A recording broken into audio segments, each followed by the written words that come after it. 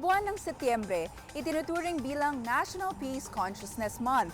Sa buwang ito, ipinaalala sa atin ang kahalagahan ng kapayapaan sa pagkamit ng maayos at maunlad na bayan.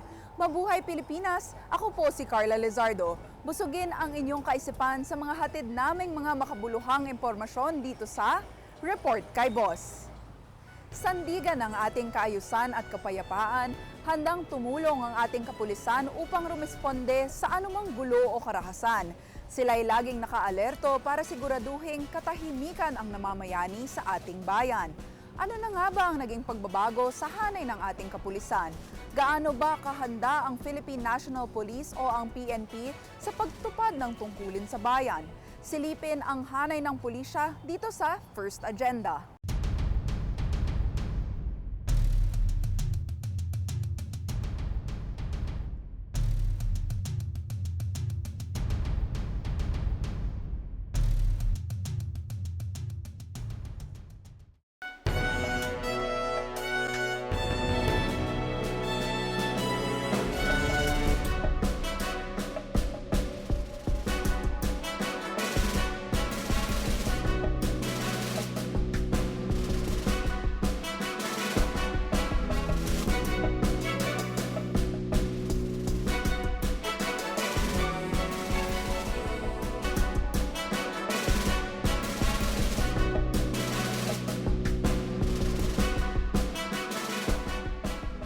Lalampasan sa serbisyo ng taong bayan ang pagpapatupad ng batas ng pag-iin at patas.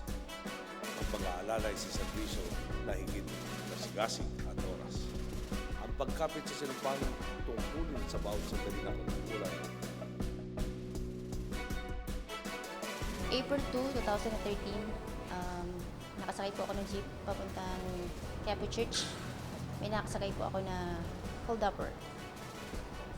Lahat po kami na pasahero ay 5, lahat kami babae. Sa taas na nagtaan flyover po, nag-declare siya ng hold up. At that time, I'm praying the rosary. Kasi po, off-duty ako, on leave. Hindi naka-uniform, gun ban, so wala akong dalang baril. Call of duty, syempre po, unahin ko po yung kaligtasan namin mga pasahero. Tinutukan niya po ako ng kutsilyo. Pag-declare niya po ng hold up sa taas na nagtaan flyover, yung bag ko po sa lap ko, yun po ang ginamit ko sa kanya. May bag, sabi ko po sa kanya, pulis ako. Yung nakatutok po sa akin na kutsilyo, nasagsak niya ako sa left leg. Naagaw ko po sa kanya, yun din po ang ginamit kong panaksak sa kanya sa dibdib. Meron pa po pala siyang ice pick. So, yung tinutukan niya na po sa mga muka, yung mga pasaherong babae, binatawan ko po yung bag. Pagbaba niya po ng jeep, before po siya bumaba ng jeep, sinaksak pa po siya sa likod. Isa po tayo sa nakahuli sa nag-ooperate na riding in tandem dito sa Quezon City to Manila nang gawain nila yung mga hold up at mga arnab ng motor. Di po natin inaasahan. Nagbigay po ng alarma at naman pong tinugunan yung mga lugar na binanggit at na-intercept po natin itong nakamotor na ng aming nasita at bineripika. At nakulihan po namin sila ng mga gamit kagaya ng baril at yung mga recovered items. Sa kabila ng ganito mga kwento, buhay na buhay po ang aking pag-asa sa hanay ng kapulisan. Siguro po talaga yung sinumpaan namin tungkulin na at the end, kahit yung buhay namin, ibigay namin para sa taong bayan. Palagay ko nagagampanan naman nila yung trabaho nila eh. Opo, kasi lalo na po nandito po ako, di ba, tabi ng police station. Nakikita ko kung paano sila maging alerto kapag kami nangihingi ng tulong. Yun, kaya sa tingin ko, nagagampanan naman ho. Patong-patong na problema ang ating tinatnan nang magsimula tayong manungkulan. At isa nga po sa bumulaga sa ating mabigat na suliranin ang hinaharap ng pambansang kapulisan. Halos 50% ng ating mga pulis ang walang baril sa serbisyo. Importante yun kasi mamaya yung kalaban nila may mga malalakas na na weapon. Tapos sila, puro 45 lang ang dala. Kukulangin sila. Mas maganda gamit para mas lalo na lang magampan yung trabaho. Tama na ang pagtitiis at paghihinagpis ng mga nangangailangan. Sa sinusulong nating matuwid na pagbubul ng pera ng bayan at ang pananagutan sa ating paglilingkod bayan, maganda na ang kinahihinatnan ng ating mga programang pangkaunlaran. Ang buong kapulisan ng ating bansa ay natutuwa nung binigyan pansin ito ng ating presidente, lalong-lalo na nung nabanggit niya ang sa pagbaba niya ay magkakaroon tayo ng a very reliable and effective police force. And with this, ang ating kalihim ay kaagad gumawa ng aksyon. Ganon din ang ating hepe ng pambansang pulisya na si Chief Police Director General Alan Pulisima, at nabanggit nga nila na magkaroon kami ng technical working group. This was actually overseen by no less than the Secretary of the Department of Interior and Local Government na konsepto natin na dahil umuusad na ang ating ekonomiya, sana'y umusad na rin ang ating peace and order. And so when we have presented to the President, in-approve nila itong ating modernization program, karagdagan over and above of our capability enhancement program. Simulan na po natin ang distribution ng mga bagong unit ng 9mm na Glock 17 pistols. At hindi rin magtatagal, may pagkakalob na rin ang kabuuang 74,879 na baril sa ating kapulisan. Sa ganitong positibong pag-usad ng programa, naralapitan tayo sa katuparan ng layunin nating 1-to-1 police-to-pistol ratio. Nakita ninyo ang ating kapulisan is heading towards equipping our police force with 100% of short firearms and about 90% for our long firearms.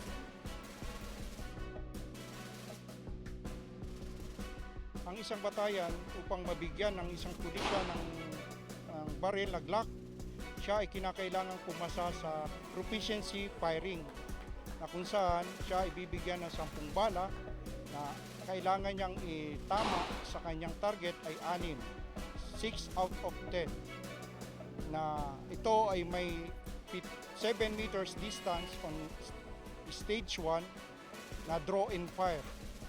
Dahil sa maayos sa tapat na bidding, nakatipid ang PNP na mahigit 200 milyong piso. Nakabili pa tayo ng dagdag na halos 15,000 piraso ng armas. Ang maganda po, dahil sa dekalidad at isang klase ng baril na ating ipagkakaloob, mas makakatipid tayo sa pagbili ng mga pyesa, pati na rin sa pagsasanay ng ating mga pulis sa paggamit ito.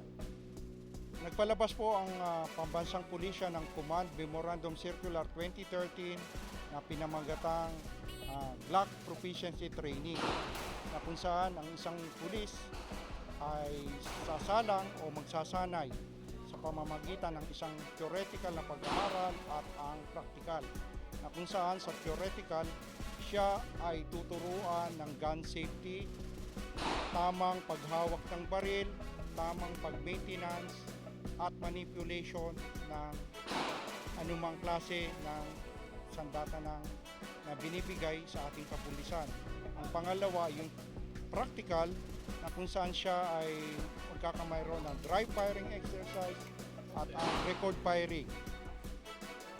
Nagpapasalamat po kami ng sobra-sobra, ng napakalaking pagpapasalamat kasi po dati po nakakagawa kami ng tungkulin namin pero mas madadagdagan pa po ng maraming yun nga po yung sa Glock. So mas magiging more efficient and effective po kami sa trabaho namin.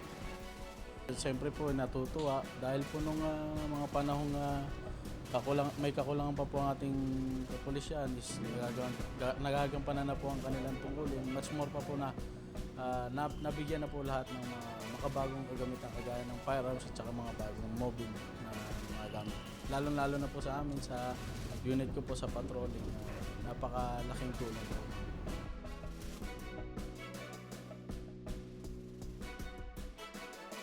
More confident kasi maganda na yung baril niya sa amin. mas madali siyang gamitin, madaling linisin. We are more equipped than before. Hindi naman na kinukumpara natin yung administrasyon noon at ngayon. Pero ang kagandahan, Glock na yan maganda. Bilang bahagi ng Modernizational Plan at Capability Enhancement Program ng PNP, naipagkaloob na natin ang mga bagong sasakyan, yung armas na parating at gamit pangkaligtasan sa inyong hanay. Well, he wanted to have our police force na sa kanyang code P, magiging competent sila. Kahit naman competent ka kung wala kayong mga gamit na kailangan gamitin o magagamit. Kaya yung kanyang firearms, kanyang dream, magkaroon ang kapulisan ng magandang equipment. Simula ngayon 2013, 30,000 sa mga pulis ang babalik sa pagpupulis dahil kukuha tayo ng mga civilian personnel para gawin ang mga tungkuling administratibo. Sayang naman po ang kakayahan at abilidad ng ating mga kawal at pulis kung ikukulong lamang natin sila sa 4 na sulok ng opisina. Kasama dito sa nahiling ng ating mahal na kalihim, Secretary Rojas kay Presidente, ay ang paghingi ng karagdagang NUP personnel na umaabot sa mahigit 15,000 upang sa ganon ay ito yung makakatugon sa mga administrative work ng ating police force para yung ating mga regular na mga policeman ay mailagay doon sa ating daan. Ito naman yung programa ng ating Chief PNP na si Police Director General Alan Purisima, yung police presence. So madadagdagan ang ating kapulisan sa iba't ibang parte ng bansa upang sa ganon ma-increase yung ating police presence at sa ganon ma-prevent ang pagganap ng isang krimen. Sa mga reforma at tagumpay na ito, inaasahan kong patuloy na pangungunahan ng ating mga alagad na batas ang pagsupil sa krimen at transaksyonalismo. Kumpiyansa po tayo sa paglilinis at pag-aangat ng antas ng inyong serbisyo, lalo pang aarangkada ang ating pambansang kapulisan. Puspusa namang kikilos ang gobyerno upang suklian ang inyong makabuluhang paglilingkod. Kayo na handang masugatan sa bakbakan at sumuong sa anumang peligro, mailigtas lamang ang kapwa Pilipino.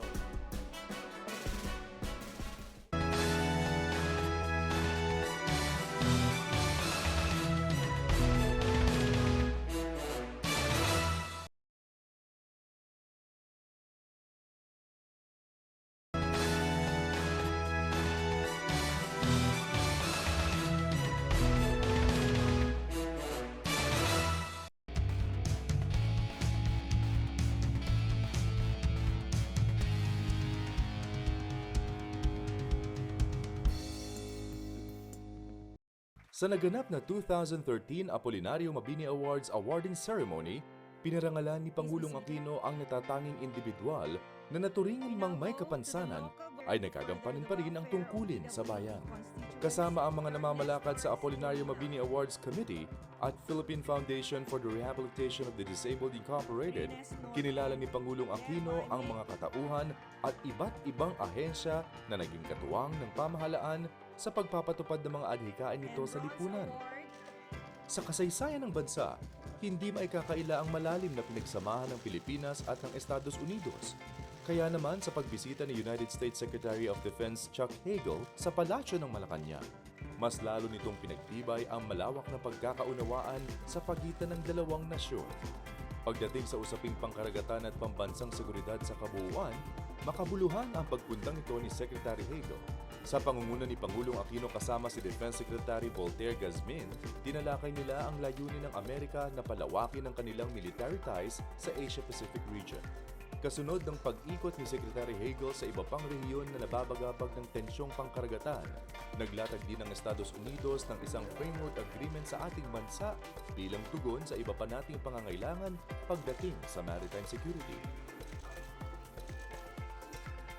Sa isang joint press conference ni Secretary Gazmin at Secretary Hagel, sang-ayon sa agreement na ito ang paglibot ng American troops, ships at aircrafts sa mga karagatang sakop ng kapuluan para tulungan ng ating Navy troops at Coast Guards na panatilihin ang seguridad ng ating bansa.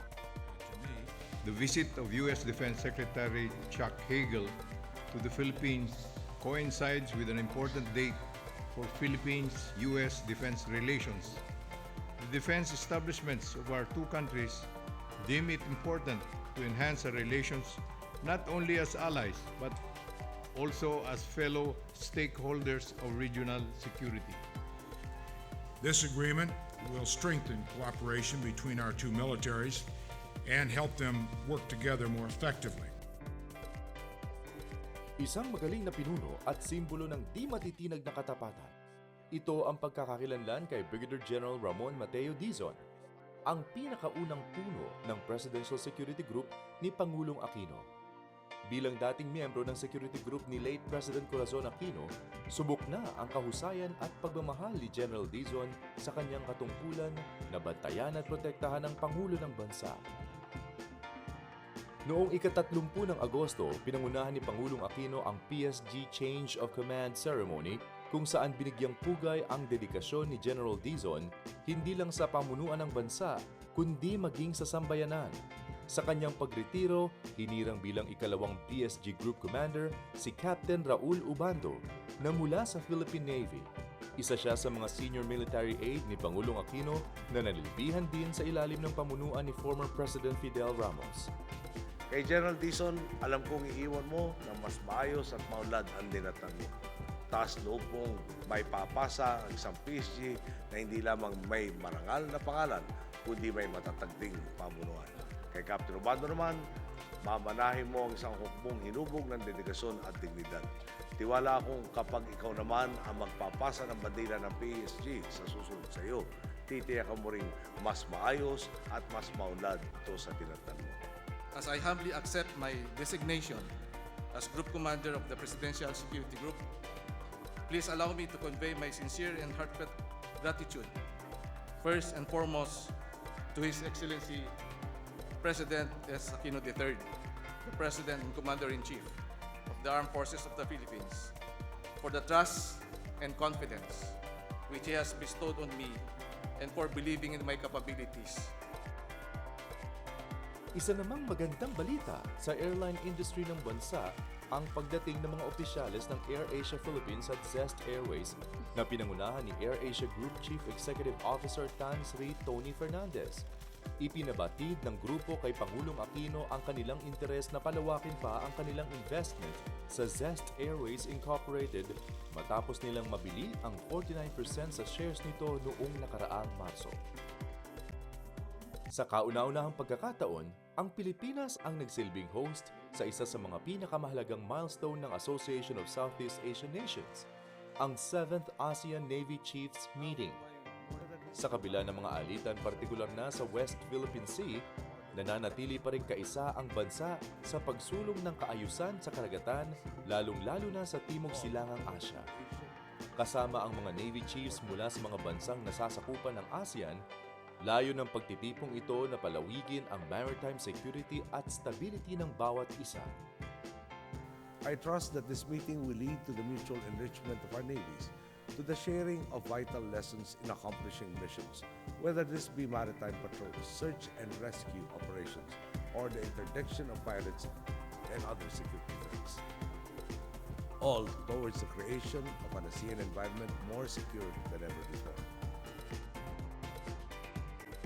Sa pakikiisa ng pamahalaan sa pagtulak ng kapayapaan sa Mindanao, lumipad patungong Zamboanga si Pangulong Aquino para alamin ang kalagayan ng mga naipit sa gitna ng putukan sa pagitan ng militar at ng Moro National Liberation Front. Habang patuloy ang koordinasyon ni Pangulong Aquino sa mga ahensyang inatasan niyang mamamahala sa gitna ng kaguluhan, ipinahayag niya sa isang press conference na hindi apektado ang peace talks na kanilang isinusulong sa rehiyon. Dagdag pa niya, handa rin ang iba pang puwersa ng militar na harapin ang mga rebeldeng nagpasimuno ng gusot na ito. Sa kabilang banda, kapit-bisig namang pinagtulungan ng mga iba't ibang kagawaran ng pamahalaan ang pamimigay ng relief goods, damit at iba pang mga pangangailangang medikal sa mga pamilyang naapektuhan sa gulong ito. Kilala tayong mga Pinoy bilang mga relihiyosong tao. Sa katunayan, ang Pilipinas ang nangunguna sa Asia bilang may pinakamaraming deboto ng simbahang Katoliko.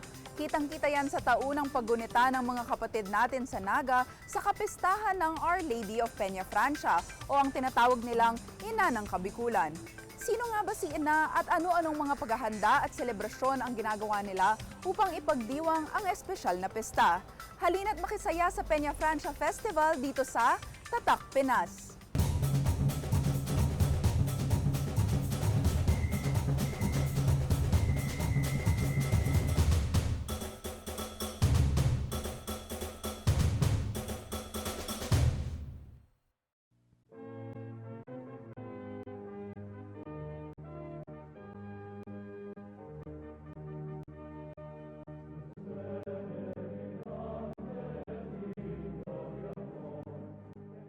Tuwing sasapit ang buwan ng Setyembre ng taon, isang kamanghamanghang pagtitipon ang isinasagawa sa probinsya ng Naga City sa Camarines Sur, hindi lamang para ipagdiwang ang kapistahan ng lungsod, kundi para makiisa at magpahiwatig ng debosyon sa kapistahan ng Our Lady of Peña Francia, ang tinaguriang ina ng rehiyon ng Bicolandia.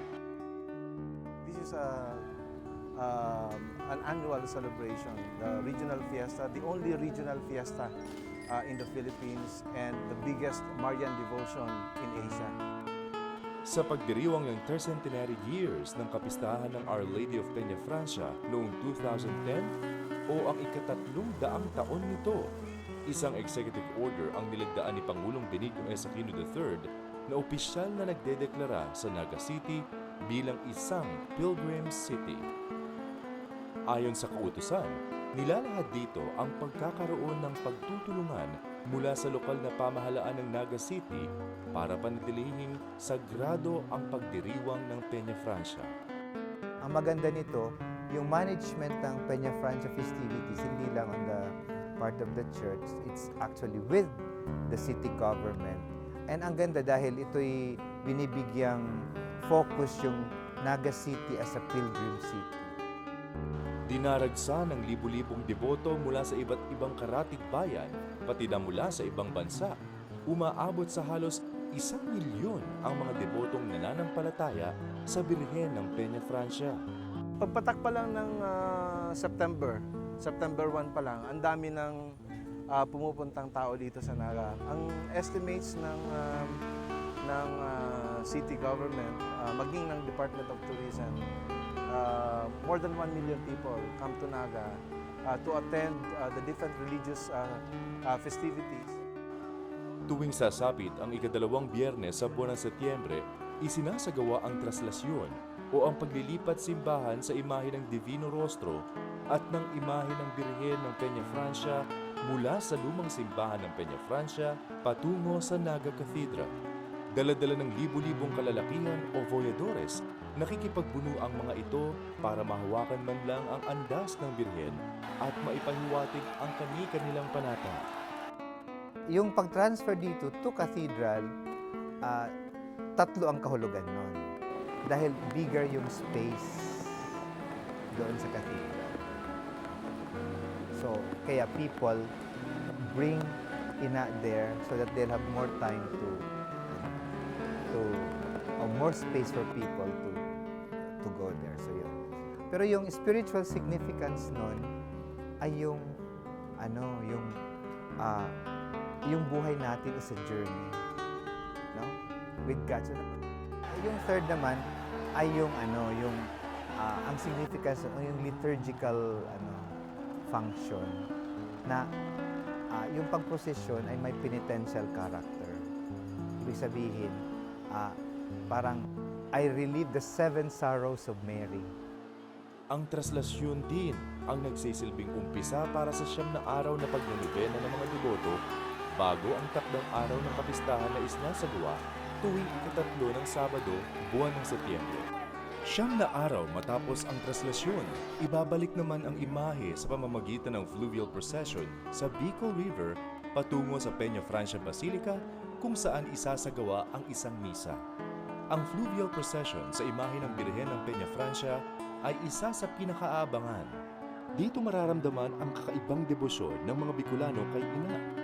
dala ang mga kandila at mga panyong winawagayway habang palubog ang araw. First time po namin magsali. Part of devotion naman po namin ito. Para po ito sa mga grades namin, para sa mabubuting teachers namin sa Ateneo. Para lang sa magurang ko tapos sa magiging aki ko. Sa mga ngaki na kaya this coming November. Kaya nagbuya ako. Kada Peña Francia, nag-iigdi kami. Taga-igdi kami kaito. Nakapuli kami sa Manila. Panata po ina na habang buhay, nag-aano kami, magkasama kami. Ano na kaming 50 years anniversary. Yung panata is actually offering parang vow. Kasi ano yun part nung psychology ng devotion, yung popular devotion is ano siya yung spontaneous expression of what one feels inside. Pero kung ating babalikan, paano nga ba lumaki ang ganitong debosyon sa imahe ng Peña Francia? Sino nga ba si Ina para sa mga Bicolano? Ang brief history nito, dalawa. Meron isang mama, ang pangalan Simon Vela. Naghanap po siya ng imahen. Naghanap po siya because there was an apparition or in a vision, in a dream. Nagsabi sa kanya, hanapin mo ang aking imahen. Matatagpuan mo siya sa isang bundok na ang pangalan Peña de Francia. He was with the 4 others who were sick. When he found that image, gumaling po ang lahat yung mga kasama. And that started the devotion spreading all over the place, Salamanca, Spain. Mga 300 years after, there was a family who came to the Philippines around the 1700. The priest, Padre Miguel Robles de Covarrubias, started teaching about the devotion sa mga taga-Naga. Many started believing and having that devotion to Our Lady of Peña de Francia until na nag-request yung mga tao, sana magkaroon din kami ng imahen. So when Padre Miguel Robles asked a local artist to carve the image, walang pinta pa noon, kinuha po nila yung dugo ng aso. Sabi ni Padre Miguel, kakaawaan ito ng ating mahal na Birhen. And when they threw the dog sa river, sa Naga River, the dog swam back to his boss. So, nabuhay po yung aso. And that was the first miracle na ever recorded by the church until marami na po yung nakaalam. Ngunit higit sa isang patrong tagapagbantay at tagapangalaga sa rehiyon ng Bicol, ang Birhen ng Peña Francia rin ang nagsisilbing taling nagbibigkis sa mga Bicolano saan man ito maparoon. Si Mary ay parang macrocosm ng experience ng Bicolano sa family. She takes care of the family. So even sa ilagay natin sa regional imagination, regional perspective, parang lumalabas si Mary, parang nanay pa rin siya ng region. She takes care of the region in regards to natural calamity. So pag may mga typhoons, Mary becomes the rallying point ng Bicolano culture. Regardless of the religious affiliation ng Bicolano. Bakit? Kasi yung concept ng Bicol as region evolved only in the 1860s nung ang Peña Francia devotion had already spread throughout the Bicol region. Ibig sabihin, yung mga galing sa probinsya ng Catanduanes, ng Masbate, they came over to Bicol, to Naga, during the Peña Francia celebration. So nagkaroon sila ng attachment sa Naga. Naging parang sentro ng kanilang buhay bilang Bicolano ang Naga. Na rallying point ito ng kultura. Pag nawala na ang Peña Francia celebration, parang malaking bahagi ng Bicolano culture ay nawala. Kaya naman hindi nakakapagtaka ang lawak at dami ng mga deboto ng mahal na Birhen ng Peña Francia. At isa nga sa mga kilalang deboto ni Ina ay ang dating alkalde na naging kalihim ng lokal na pamahalaang si Secretary Jesse Robredo bago ito pumanaw matapos bumagsak ang sinasakyang eroplano sa Masbate 1 taon na ang nakalipas. Yung kwento niya, starting when he was 16 years old, sumasama na talaga siya sa procession. In fact, from the time he was 16 until yung last Peña Francia niyang alive, parang walang paltos na sumasama talaga siya. Parang ano lang, parang sa kanya at nakuha din namin yun ng pamilya namin.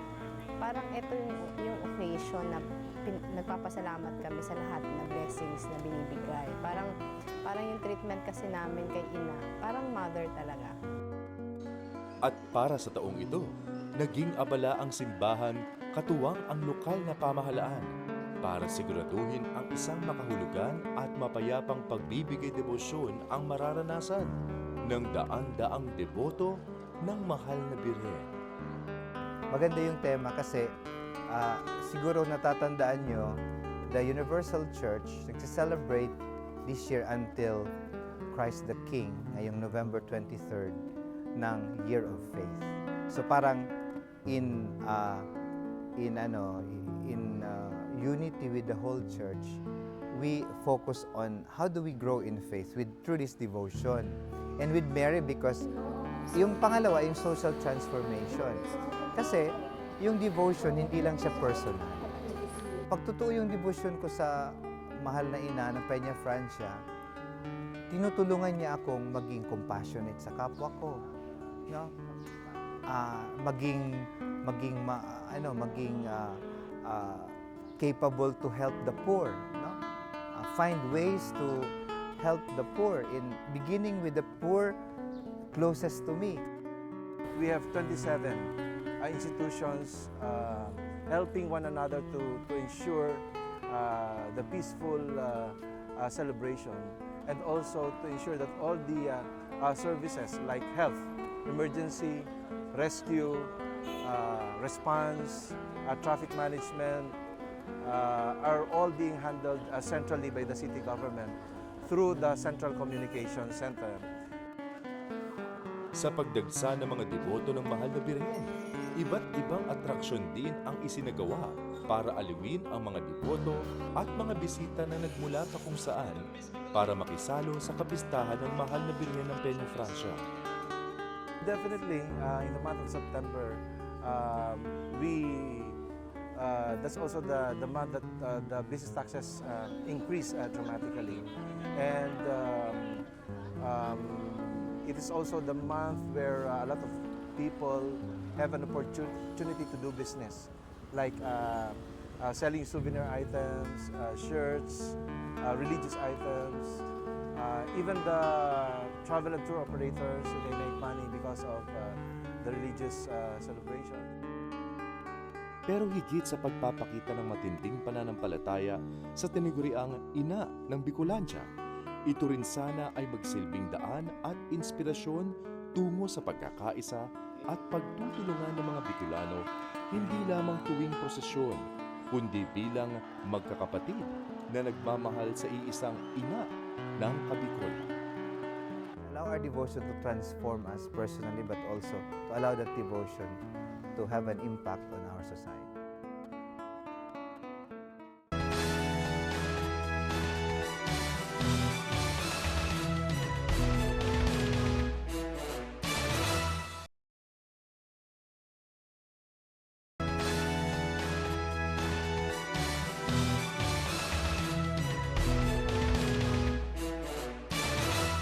Taon-taon, lalo na tuwing panahon ng tag-ulan, laganap ang sakit na dengue dahil ang rainy season ang pinaka-ideal na panahon para mas mabilis na mag-reproduce ng itlog ang mga lamok. Dahil mahaba ang panahon ng tag-ulan sa Pilipinas, mataas din ang rate ng dengue cases sa ating bansa at marami ang namamatay sa sakit na ito.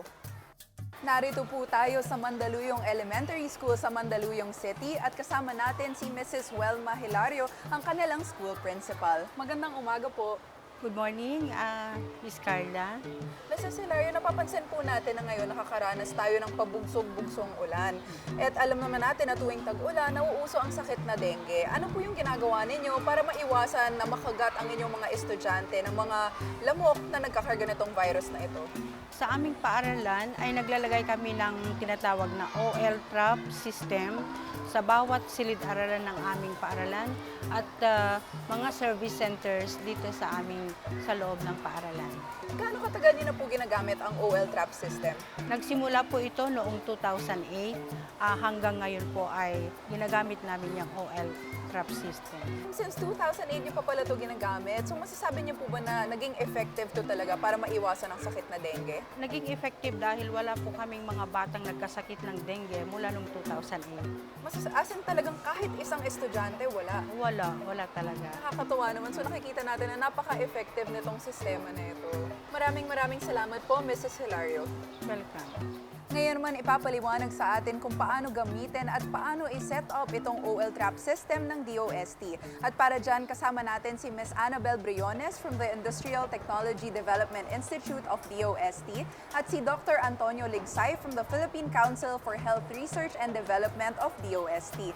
Magandang araw po sa inyo. Hello, good morning. Good morning. Magandang araw, please. So, maaari niyo po ba i-explain kung ano po ba itong mosquito OL trap system? Itong OL trap system, ito ay isang pamaraan para sa pag-control ng dengue carrier mosquito. Itong tinatawag natin na Aedes aegypti. So, ito yung isang pamaraan na makontrol ang populasyon. Sa pamamagitan nito, matatrap po natin ang itlog at larvae dito sa trap na ito. So, ang trap ay ang sistema na ito ay may black container. Ito yon. Okay. Ang baso. Ito yung paddle, lawanit. At ito yung pellet na tinatawag nating all pellet na ito yung gagawin natin siyang dito sa mixture, ibubuhos para ma-attract ang lamok na ditong mangitlog, ang babaeng lamok. So dito ngayon, ganito muna. So lalagyan po siya ng tubig? So lalagyan ng tubig itong baso na ito hanggang dito sa mark na ito. So about 250 ml.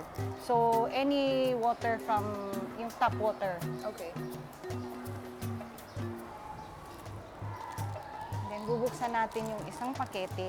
Ang isang kit, may isang baso, may isang lawanit paddle, at 4 na ganito. Okay. So sa isang buwan po ito gagamitin. Linggo-linggo, papalitan ninyo ngayon ng solusyon ito. So every week, magpe-prepare ng solusyon. Okay. Isang pellet bawat linggo. So ganito muna. So haluin. At ilagay itong rough edge ng lawanit paddle na kaganon. Okay. Ganyan ang paglagay. Kasi pag nabasa na ito, kasi magkakaroon ng capillary effect, aakyat ngayon yung solusyon. Dito sa lawanit magiging basa. So ito yung dump area, dito ngayon lalapit si babaeng lamok para mangitlog. So dito ngayon matatatrap si itlog at kung meron mang nahulog na itlog at maging kitikiti, andun siya nakatrap. Sa pamamagitan ng pellet na ginawa nating solusyon, ma-prevent ang maging adult ang kitikiti o yung itlog na magiging adult mosquito siya. So ito yung tinatawag natin na pag-control ng population ng lamok. Okay. And so far, Dr. Ligsay, gaano po ito ka-epektibo? Katulad ng sabi ni Annabel kanina, after yung laboratory testing namin, pinag-aralan namin to sa field, nag-umpisa sa Marikina at sa Quezon City. Doon, on a limited scale, nakita namin na pag nilalagyan itong pellet na to, using this system, bumababa yung density ng mosquito.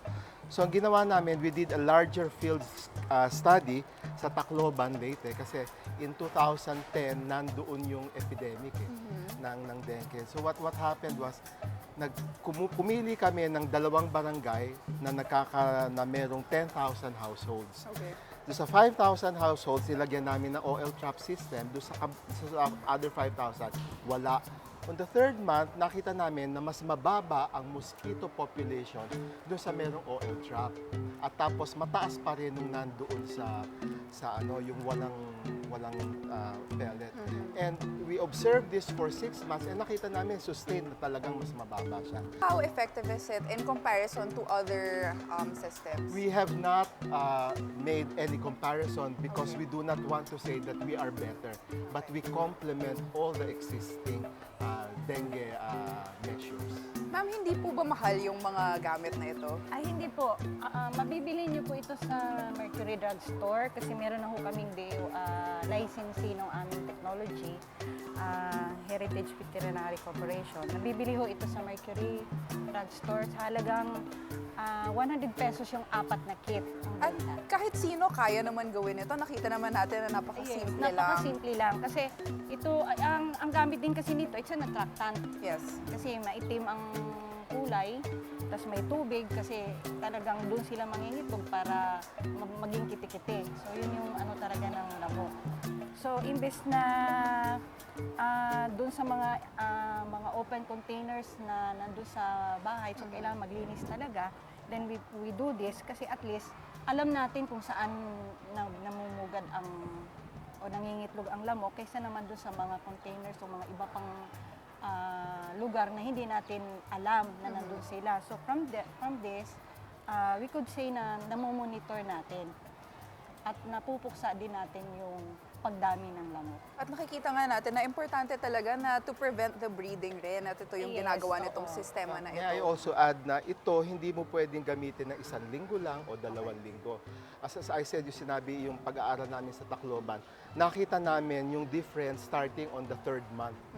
So bumaba siya continuously low until the 6th month. So hindi mo pwedeng gamitin ng 1 linggo, 2 linggo, then stop.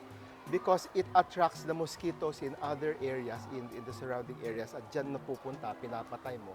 That's why you have to use it continuously. Maraming salamat po, Ma'am Annabel Briones, Dr. Antonio Ligsay, and Ma'am Welma Hilario. Mahalaga talagang mapanatiling malinis ang kapaligiran at mag-ingat upang makaiwas sa mga sakit tulad ng dengue. Sabi nga, prevention is better than cure. At kayo rin, maaari nyo rin gawin ang OL Trap system sa inyong mga bahay. Napanood natin kanina na napakadali lamang nitong gawin. Samantala, isa ang industriya ng pagsasaka sa mga pangunahing pinagkukunan ng hanap buhay ng mga Pilipino. Kadalasan, mga kalalakihan lang ang eksperto rito, ngunit alam nyo ba na may ilang kababaihan na malaki ang naiaambag sa pag-angat ng pagsasaka sa bansa? Ika nga nila, kung kaya ng lalaki, kaya rin ng babae. Ngayong araw, kilalanin natin ang mga tinuturing na women in rice farming dito sa Pinoy Yata Ito.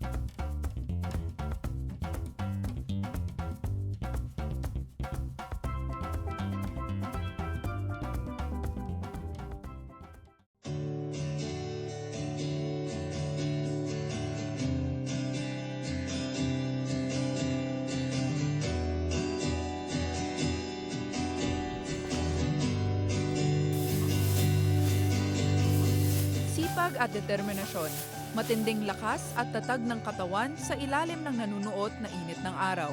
Yan ang pangunahing kailangan sa hard labor ng pagsasaka ng palay. Kaya naman, ang tungkuling pagsasaka ay madalas para lang kina lolo, tatay at kuya.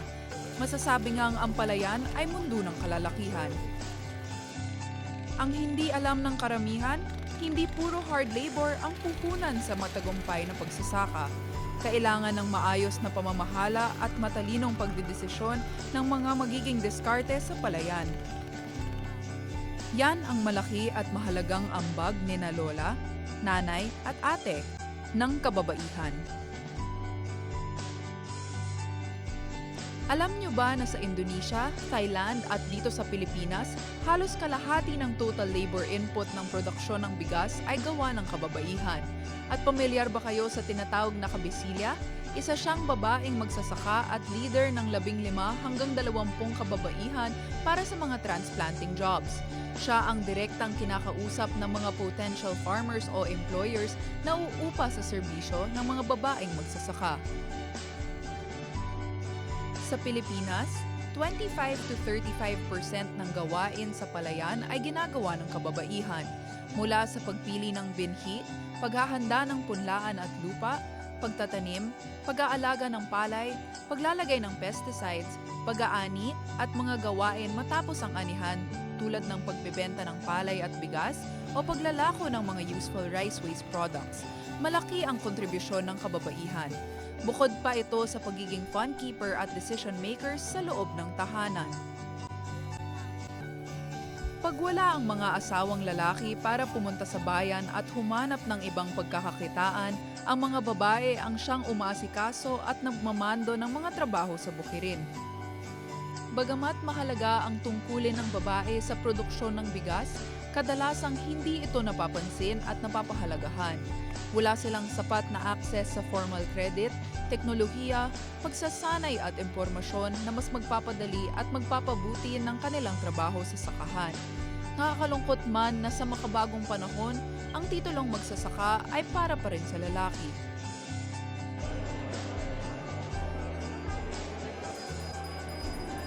Magsaka ka, nag-alaga ka pa sa pagkain ng mister mo, minsan puntahan ka pa ng mga apo mo, halos buong araw ka nagtatrabaho. Siyempre, kahit hindi maiwasang magkasakit. Hindi nabibigyang pansin ang pangangailangan ng mga babaeng naghihirap sa mga lupang sakahan kasabay ng pag-aalaga sa pamilya at kaban.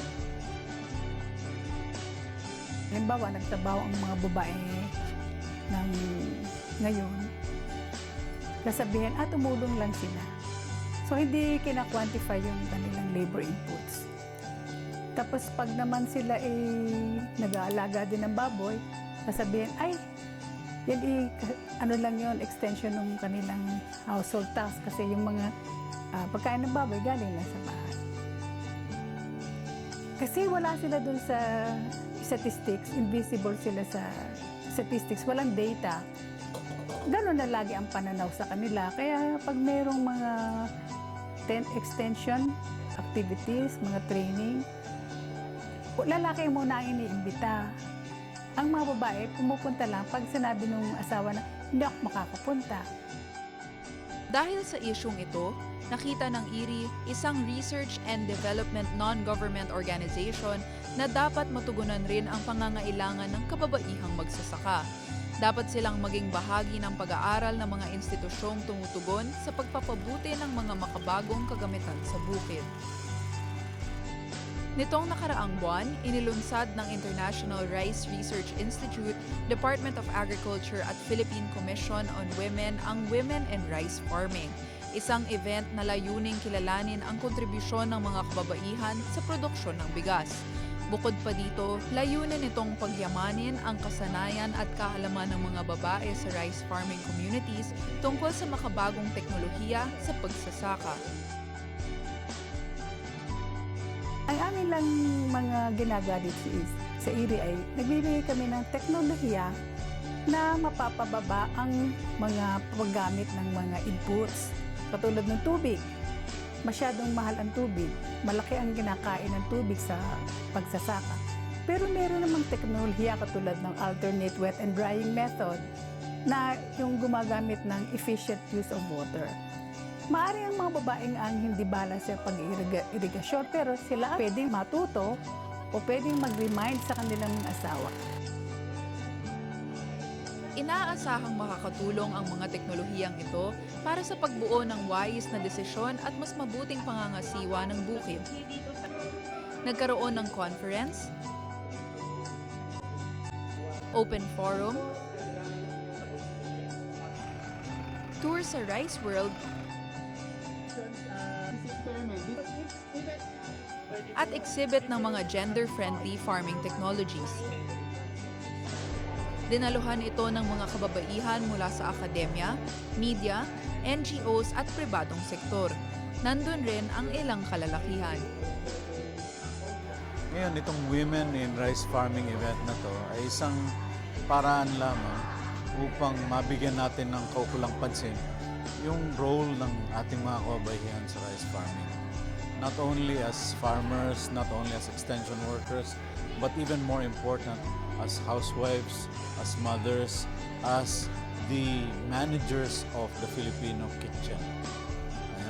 Kasi Alam natin na sila ang nagdi-determine talaga kung anong nangyayari sa mga kinakain natin sa ating pagkainan. Importante yan. Kabilang sa mga participants si Mirna Conmigo Azur, na isang organic farmer sa Camarines Sur. Bukod sa pagiging magsasaka at 2011 National Awardee for Outstanding Rural Women, trainer rin siya ng iba pang babaeng magsasaka. Tinuturo po namin is about sustainable organic farming and diversified integrated farming.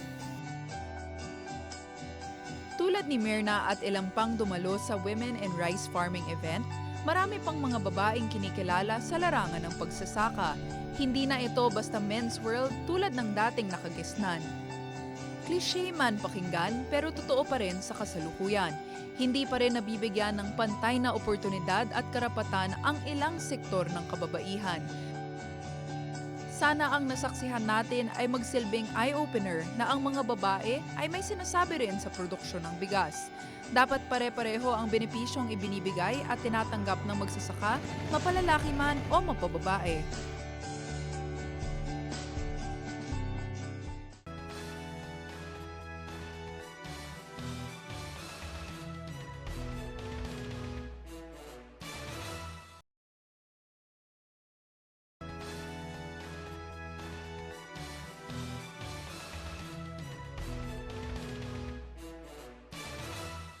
Patapos na ang buwan ng Setyembre, papalapit na tayo sa pagdiriwang natin ng pinakamasayang selebrasyon ng taon, ang Kapaskuhan.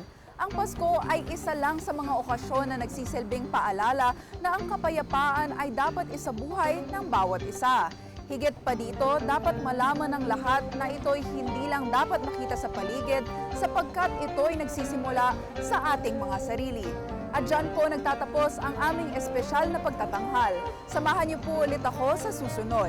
Ako po muli si Carla Lizardo at ito ang Report kay Boss.